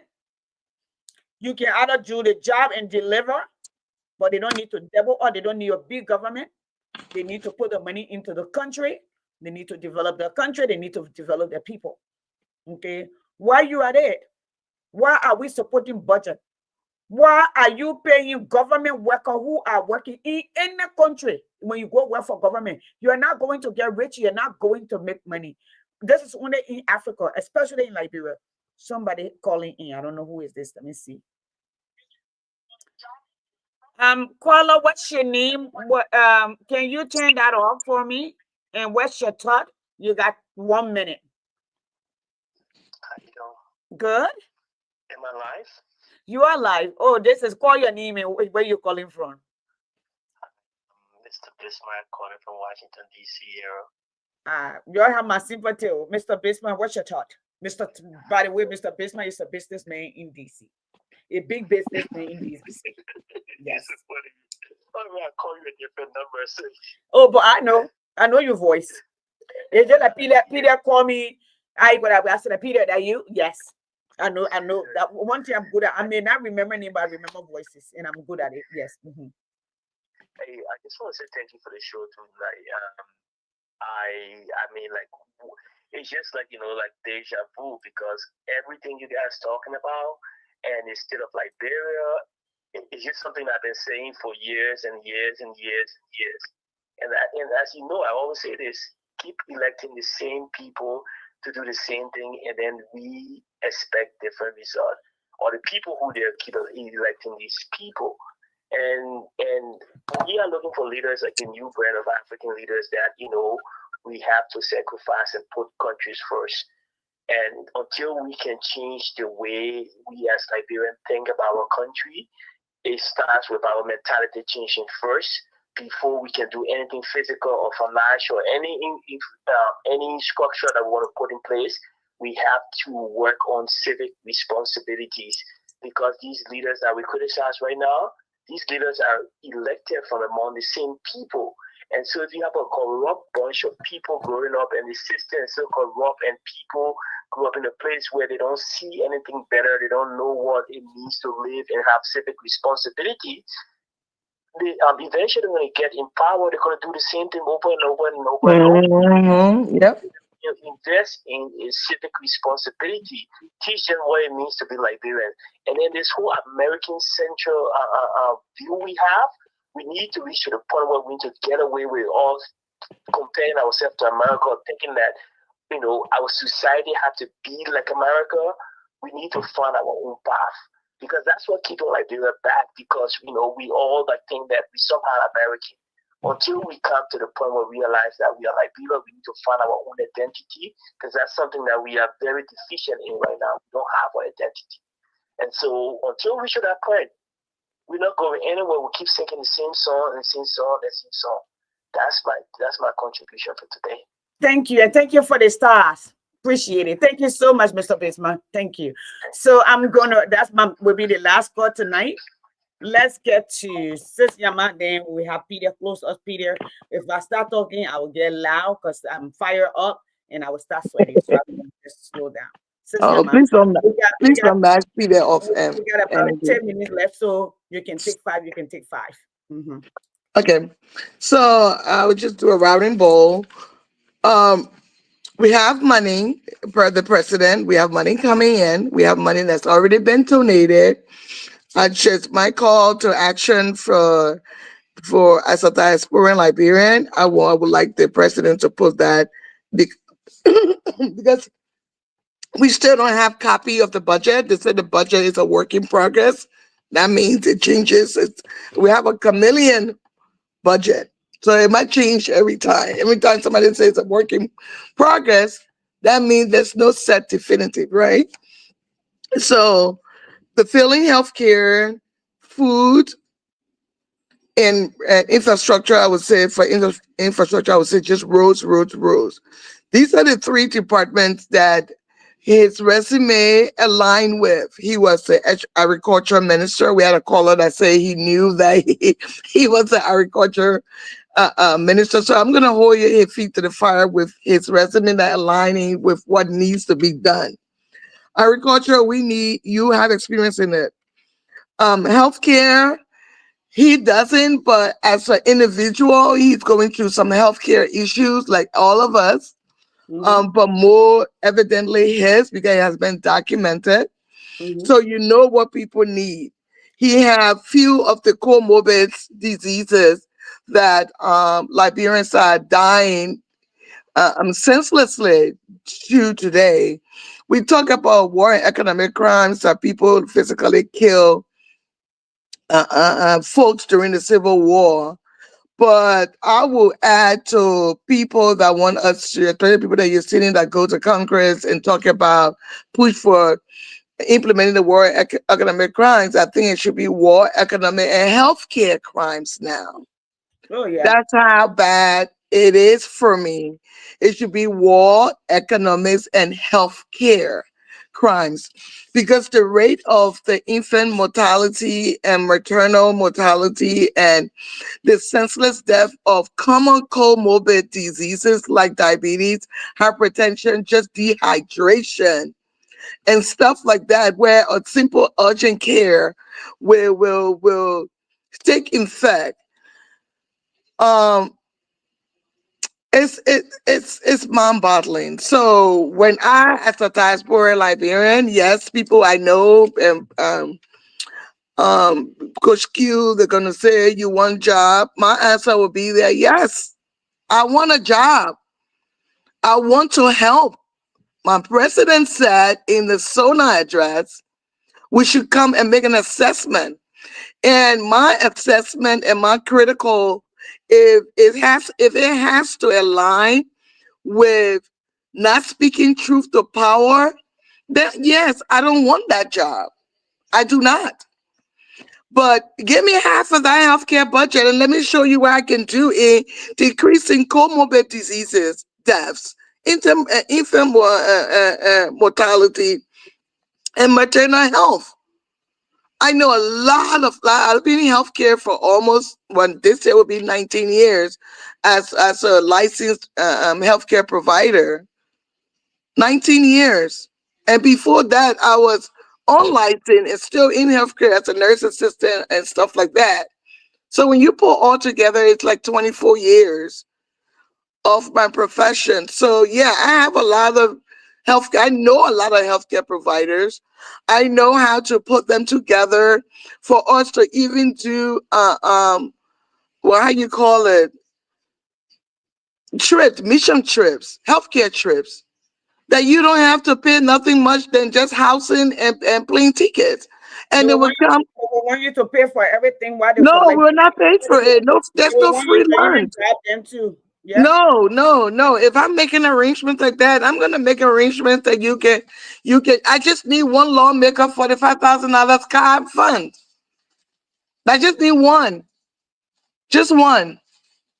We need tickets, food. The same thing I said from the beginning when I joined this podcast: food, clothing, and shelter. So just give them that, and yes, it will look good on our resume that once a year I give 5 weeks to my country. But I need to be fed. I'm already using my PTO. Pay me my PTO. That's nothing. And let me go and help. So if you say I want job, yeah, I want a job. I don't want a job to loot the country. I want a job to help. How am I going to move back to some place that is not accustomed to my lifestyle? No, I'm not going to degrade myself. I'm not going to turn off my own light. Who does that? What sincere human being would do that? So yes, Then, when you say then I want job, I tell you, yeah. Can I help you clean your dirty house? Cause ain't nobody serious minded coming to a dirty city. So I should run to America to get back on the plane if I'm dehydrated. They say the temperature right now is like 95. On a good day, it's like 80, but on the worst day, it's like 110 degrees. I'm coming back from the 40 degrees Fahrenheit temperature and going into a 90-degree. Well, I should enter Liberia with IV in my arm and be hydrated all day. Or come to think about it, I probably should carry my IV kits because the way it's looking, everybody's talking about how people are dehydrated. I just might have to give my put some IV fluids in my bag and my IV kit. Come to think about it, as I'm talking, thinking out loud, I just might do that. Have my own IV kit because I know there's no drugs at the hospital. So that's my call to action. Let's spend. People normally are so easy to satisfy and go about their normal business if they have food, they have way of transportation, and they have health care. So if this government cannot provide those three initial basic needs and the union address did not stipulate how we're going to get there in the first quarter, we already tomorrow's the end of the month, so in 2 months, then sad to say that the address, the state of the nation address, was so vla. Vlaya, the literacy that so lyrics. thank you, Sis Yama. Thank you. Let me go to Peter. Peter, what's your thought? What's on your mind? And what's your advice to the Liberian people? While you are it, Mr. Sure. Sangali asked, what do we go from here? What do we do? How do we create a Liberia for our children and their children? That's what he's more concerned about. Add to that while you're there. Yeah, so I'm not disappointed in those people. I'm not disappointed in Joseph Boycott. Like I said, I'm disappointed in those who are disappointing Joseph Boycott. And the type of people they keep electing. Sis Yama, I want to start here. I was just looking at the numbers. Infant mortality rate 54. 54 of our moms and our beautiful women are going to die out of every 1,000. It's horrible. The highest in sub-Saharan Africa. So in West Africa, we're one of the highest. Obviously, one of the highest in the whole world, right? Imagine that risk. So when we talk about infant mortality rate 54, right, of our kids, 54 of our children are going to die, right, out of every 100. The maternal mortality rate, 652 out of every 100,000. The problem is those can be fixed. This is where my empathy comes in, right? Women who are supposed to reborn a nation, you're not putting them first. You're not talking about that. People want to talk about, oh, you call the old man names. What's about the fact that the old man does not do his job and prioritize our children and our mothers and they're dying? Does that matter to you? Do you have any kind of feeling about that? Are you more concerned that this con man is being called con man and you want to attack people? Despicable. We can't do anything because these people don't know how to generate money. The reason why, Sis Ya said it, you can't. There's no free money. When they say they're donating this and donating that, they're not donating anything. They don't have money to donate like that. They themselves are broke. Okay, so what they're doing is They're getting something from Liberia, whether it's our raw material, like Yasendi just said, whether they are harvesting the organs of our children, whether they're coming and put the military in there, whether they're spy, whatever they're doing, no money is free. And True. all of that is a detriment to our children and our future. Do you care about that? And if you don't care about it, why are you talking and why are you voting? And if you do care about it, why are you not being critical of what we are saying? You're okay with how many moms die giving birth? You're okay with people saying, I go to JFK, I have to go find medication for Now, myself? You're yep. okay with that because it's not you, right? We need a nationalist. So when you ask, what should we do? We need to hold our people's feet to the fire when it's time to elect leaders. We need a nationalist. What that means is someone who really cares about the nation. The way you know someone cares about the nation, look how he treats people around him. Look how he talks about stuff. I know it's not just talking because Joseph Boycott talks a great game. Look how the children on the street, and he just a con man. But if you get tricked by con man, there's something wrong with your character. Your detective needs to go up. Look at their actions. Look at their actions, right? We need to have different type of leadership.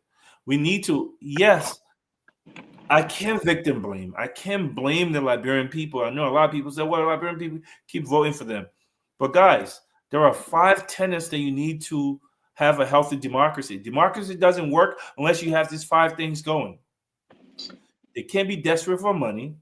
Okay. They cannot be desperate for money. So you need to have a good economy. You must have a good economy.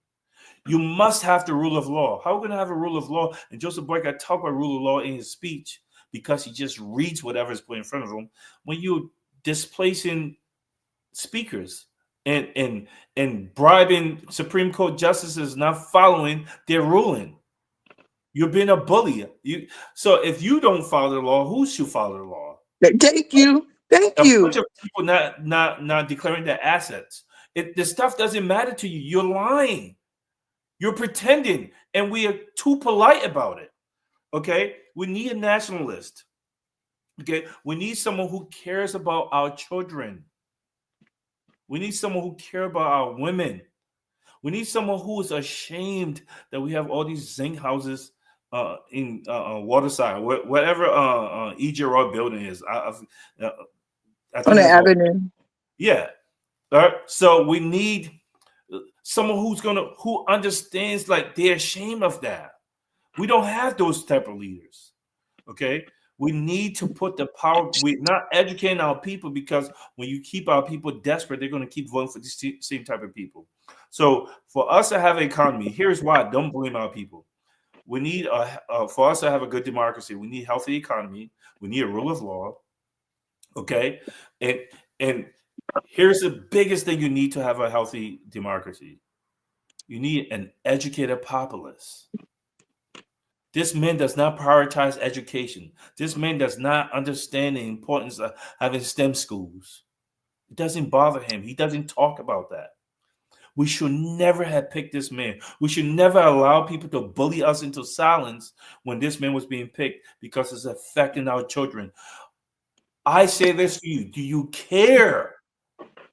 Because if you do, you need to say something. Democracy, government is us. We are the government. If you sit there and let them do that, they're going to continue to do it. You need to speak up. It's time to speak up. Enough with the excuses. There are people dying. The numbers, look it up. Liberia have the highest infant mortality rate. When our kids are being born, mom carried that kid her whole term. All the things that go through, and they're going to die at birth because we don't have a health care. The mother's chances of dying is highest in West Africa. Our Liberian women. And this guy's giving less than 1% of the budget. Meanwhile, he's flying a private jet. His family are coming to America. He's coming to America for health care. He's flying around the world. And people are okay with it. And they want to call you names and say vile things to you about some old man who don't care Listen, you don't care about my family. I don't care about you. This is war. I'm not kind of polite about it. I'm not going to try to match you. I'm going to try to win. I'm going to win. So we need to start holding people accountable. We need to start educating our people, and we need to take back our government. That's my word to Liberian people, and this conversation needs to continue. Thank you so much, Seshama. Thank you, Peter. I'm going to say two things for closing. I strongly believe, okay, the UK is threatening $1 billion aid that will not be given to that region. Um, People need to understand what's within that region. DR Congo is one of the richest African nations in the world, and it's one of the poorest at the same time. Okay, the cobalt that we use to power our phones, electric cars, the way it is, 70% of the world reserve is in that area, and our children are slaving for the people who are ruling here to be. Why would you want to give me $1 billion? Why?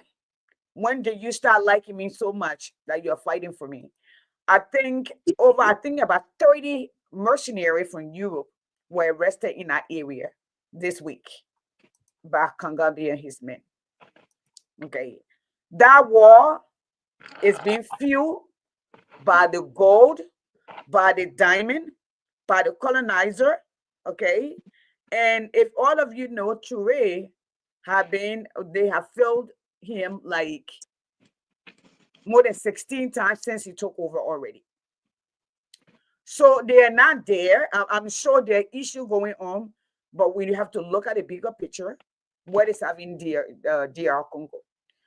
DR Congo has, I think, so far the only forest left that have the real ebony and average tree that you find. All right. It has gold, it has diamond, it has titanium. But the wealth of it all is the cobalt that is needed to power these people nuclear, to power their going to space, to power the phone that we use, the digital technology, And the uranium too. uranium, vibranium, however you call it, that we need that. So what they're going to do is like Peter and I are brother and sister. Okay, we've come a long way. Somebody will come and say, "Oh yeah, Peter is so and so and so." Peter got something that I want. I have something that Peter need. Peter and I, if we don't allow anybody to come between us, no matter how much, nobody said we're not going to fight. We're going to fight. But how we fight and how we resolve our fight. But these people, so long our leaders are greedy and short-sighted, they will continue to bring them. They have been trying to invade our place. I think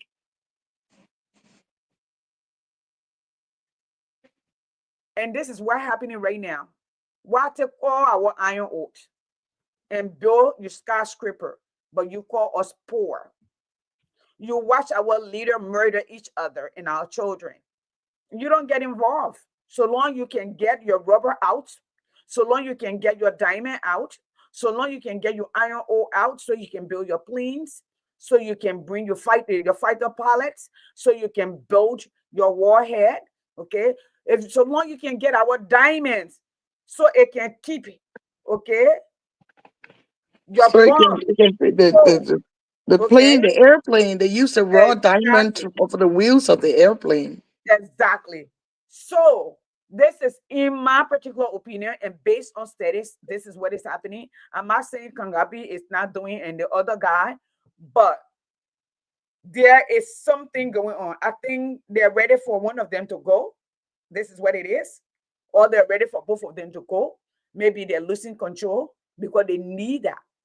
If they can't get to that cobalt, they will not be able to. The war is about to go. Of all these people that you see yelling and showing Adolf Hitler sign, they will not be able to show it because everything will break down. So this is it. We are at the 10 o'clock mark. We end Mhm. right on time. We miss Randy tonight. I'm not sure why he's not here. Hopefully all is well. I didn't hear from Or him. Emmerich, or Emmerich. Emmerich. So Peter says, Yama, it was a good show, very educational. The goal is we keep bonding until our people hear us. And Peter, that was I tried to reserve some things, but I opened the basket a little bit.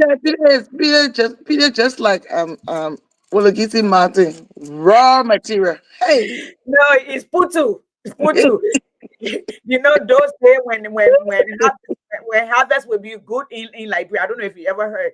They will say you gotta wash what will come out of Putu Mountain. That's how you know harvest will be. Ah, If flies Putu. come out or if butterflies come out, it will be a good harvest. He If you called have somebody fat face yeah, today and yeah. posted a man picture. If you have locusts coming out, just be prepared. All your stuff will be eaten. So this is where we Thanks are. to all the Good night. viewers. Thanks for the viewers, especially Yes, that's gonna come back and that came to watch it live. yes, Thanks. Please share the show, watch it, put your comments. Um, and come again. We have to right now. That's the only thing I'm taking out of the SONA. Our president said we, the diasporan Liberians, have the right to assess and have bilateral conversations and recommendations. Their room, their seat at the table for us Liberians. So come. You don't have to know how to talk politics like some of us. I've never been on this kind of platform before, but just come and speak your heart. Come and we have to all rise up. Like basically what Coach Q was saying. He's leading a one-man protest. We all can lead those protests. We all have to speak truth to power and say what do we want. That's why he said it last time. What do we want? And once we know what we want, Liberians, we can always get it because we are from a very rich land. We yes. just need to take our liberty, but we have a rich Thank land.